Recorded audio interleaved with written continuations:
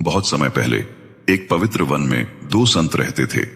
एक थे तपस्वी मुनि जो कठोर तपस्या करते थे और दूसरे थे लप्सी मुनि जो भगवान की सेवा और भक्ति में दिन रात लगे रहते थे। तपस्वी मुनि दिन भर ध्यान में बैठे रहते, एक समय भोजन करते और किसी से कोई बात नहीं करते थे। उनका जीवन नियमों और कठिन साधना से भरा हुआ था।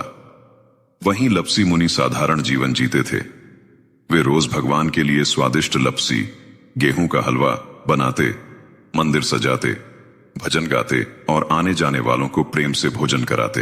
एक दिन दोनों मुनियों में चर्चा छिड़ गई। तपस्वी मुनि बोले, भक्ति का सच्चा मार्ग तो वह है जिसमें व्यक्ति इंद्रियों पर नियंत्रण रखे और तप करे।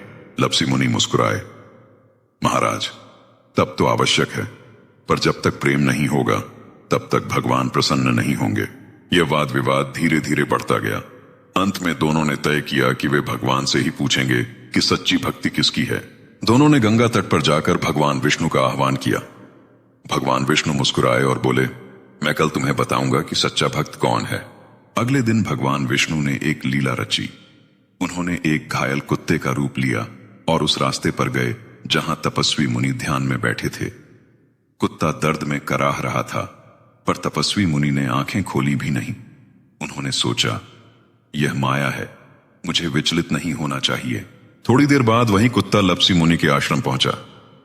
लप्सी मुनि तुरंत दौड़े आए, उसे पानी पिलाया, घाव पर हल्दी लगाई और उसे अपने हाथ से लप्सी खिलाई। उन्होंने कहा, हे प्रभु, यदि इसमें भी आपका अंश है तो यह भी आपकी ही सेवा है। तभी कुत्ते का रूप छूटा और भगवान विष्णु अपने दिव्य स्वरूप में प्रकट हुए। भगवान बोले, तपस्वी, तुम्हारा तप महान है, पर लप्सी मुनि का प्रेम मेरे हृदय को छू गया। सच्ची भक्ति वही है जिसमें प्रेम और करुणा हो, जो मुझ में सबको देखता है और सब में मुझे, वही मेरा सच्चा भक्त है। तपस्वी मुनि की आंखों से आंसू बह निकले। उन्होंने लप्सी मुनि को प्रणाम किया और कहा, भाई, आज मुझे सच्ची भक्ति का अर्थ समझ आया। केवल ध्यान नहीं, सेवा और प्रेम ही भगवान तक पहुंचाते हैं। उस दिन से दोनों मुनि मिलकर भगवान की सेवा करने लगे।